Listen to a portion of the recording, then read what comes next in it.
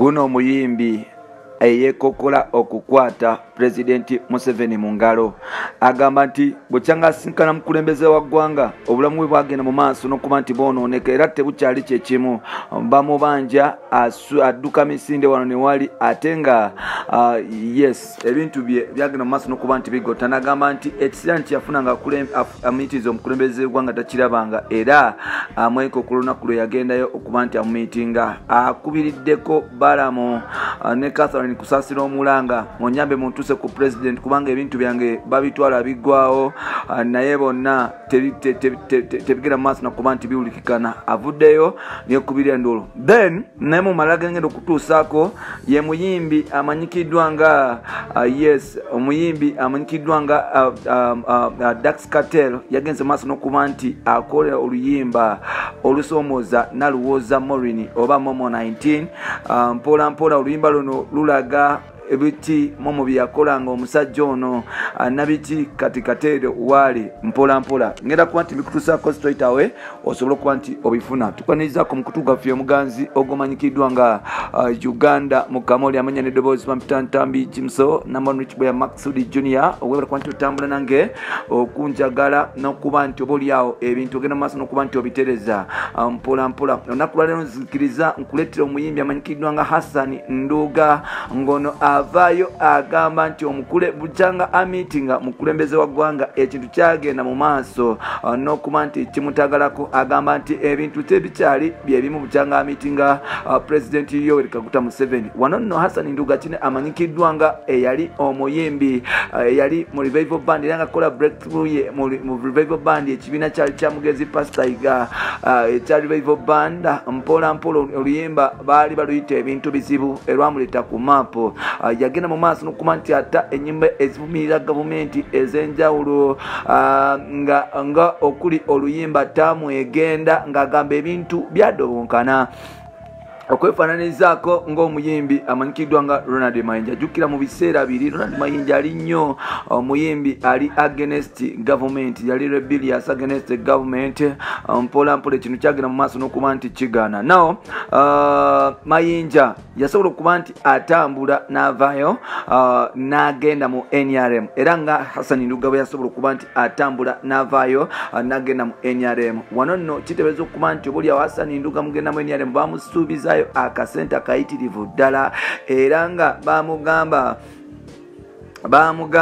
bamugamba nti yes ogenda obulamu tugenda bukyusa mpola mpola wano nno bukyanga tuva mu kalulu Hassan Nduga yekubira miranga agamba nti ebintu bye byagenda mu maaso n'okuba nti obaoliawo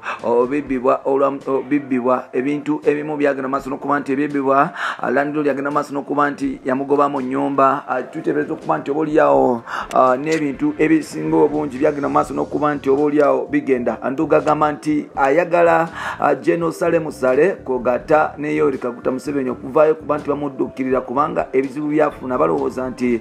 bukyanga amitinga mukulembeze wa ggwanga akasenta alina kayitirivu kumbe ng'ate musajja watu bamusuubiza akasente teyakafunira ddala okwogera bino agamba nti obaoliawo avenues yali badde nga atuukiramu mukulembeze w'eggwanga tazifuna bamublocking amakubo ate nga musajja mukulu amanyikiddwa nga Balamu yakoowera ddala abayimbi Nduga atutotodde nti Balamu yalisobodde okuba nti amutuusa omukulembeze w'eggwanga naye bwe yatwala King Michael okogata Bigai mbu bafuuka ekizibu ddala ekyaleeta obaoliawo Balamu okuba nti yeetamwa abayimbi ensonga z'abayimbi era nga avuddeyo n'asaba buli omu n'omu asobole okumutuusa ku mukulembeze w'eggwanga amutwale asobole okuba nti atotola ebizibu bye kubanga embeera gyalimu si nnungi ddala ebifa ewa Hassan Nduga bamweyana mpola mpola oyo bwati bwavudde n'atotolera ennaku era nga mpola mpola nga tugenda okusala eddiiro ngenda kutuusaako emboozi ya Dax Cartel kogata Momo 19 na luno olutalo lwanjawulo era kyagenda mu maaso n'okuba nti lukwajja kogata okulanda era ngenda kukusaba ogende mu maaso n'okuba nti osubscribinga nkujjukiza amanya n'eddoboozi Pamutantambi Jimso Naman Rich Boy Maxudi Junior nkwebaza bwe naatambula nange mpola mpola kansobole okuba nti nkutuusaako emboozi ya Dax Cartel olwo nno osobole okuba nti ogiggwa enywale osobole okuba nti ogifuna naawe osobole okugamba bakyalibo now bukyanga Dax Katero ne Momo 19 bakwatagana ensi yonna yali nsanyufu era nga oba oliawo eno Celebrity Cup yatandika okuba nti inspiring abantu abasinga obungi. Twalabako ne musajja mukulu amanyikiddwa nga Bobi Wine nga abateekayo era nga olunaku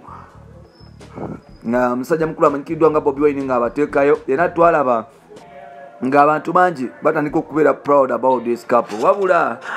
musajja ono bagenda mu maaso n'okuba nti bafunamu obuzibu ne Momo 19. Momo 19 atamanya kula ku BBS Telefina. She's a TV presenter mpola yasobola okuba nti afuna obuzibu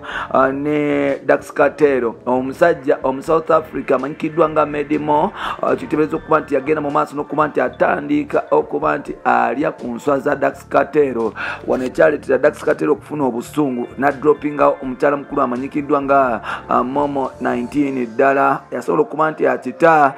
jjukira ne Momo 19 yasobola okuba nti akivaamu era yagenda mu maaso n'okuba nti adilitinga ebifaananyi ebyo byonna ebya musajja mukulu amanyikiddwa nga Dax Katero naye nga amugamba nti yali amwendako ne best friend we oba mukwano gwe akyasinze ddala nnyo ddala era nga bogenda ku Instagram ya Momo 19 Dax Katero takyaliyo ddala yadde ddala. Wano kikulaga ki nti oba oliawo system yagenda mu maaso n'okuba nti ekyuka. Dax Katero yagenda mu maaso n'akola oluyimba nswa lwaki ogaba enswa zange n'avaayo n'abyegana n'agamba nti kikyamu ddala okuba nti oba oliawo mpola yes nti kikyamu ddala omuntu okuvaayo okuba nti yes okugaba ebisobooza bya munne. Olunaku lwa leero Dax Katero akoze oluyimba olulala nga luvumira ddala Momo 19.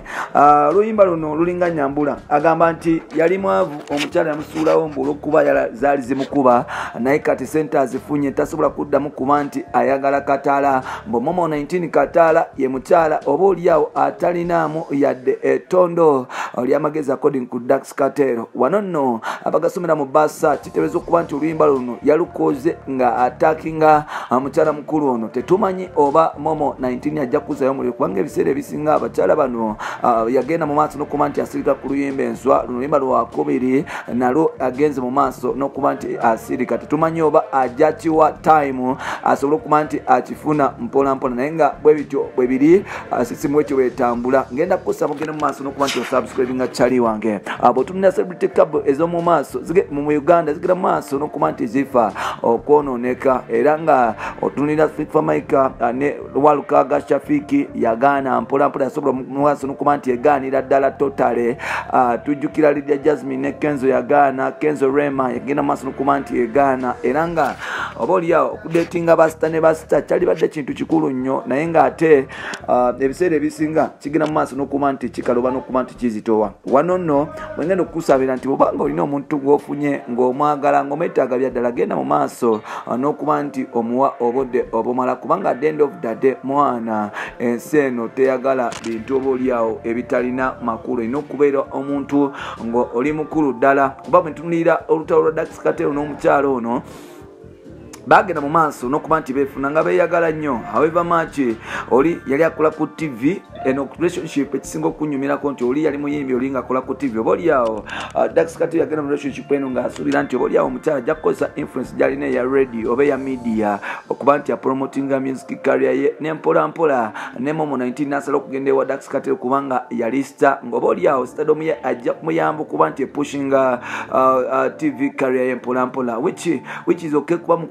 ebimu byasobola okuba nti bikola but unfortunately ekintu tekikyaliwo era nga relationship eno esuubira okuba nti tekyalina mulamwa yadde according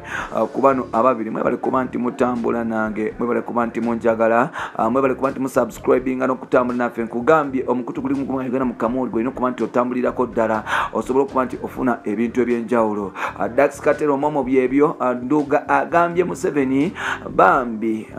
kubanga nkusinkana ekisiraani kyenagenda mu maaso n'okuba nti nfuna era nga ebintu byange tebitambula. Mungambire Genosale nti ndi bubi ddala bangoba mu nnyumba ampe sente. Zezimu ku mboozi za leero zisobodde okuba nti tukutuusaako abayimbi n'okusabiriza sente gwafuuka omulimo naye ng'ate omuntu bw'aba akola nange ngenda kusaba gavumenti abantu bawe sente zaabwe bakolerera instead of okubalumya kubanga at the end of the day omuntu bwakola asuubirwa okubaako nekyateeka ku meeza bye byensobola okuba nti mbagamba olunaku lwaleero bampitantambiji Kiboya kankomewo natera.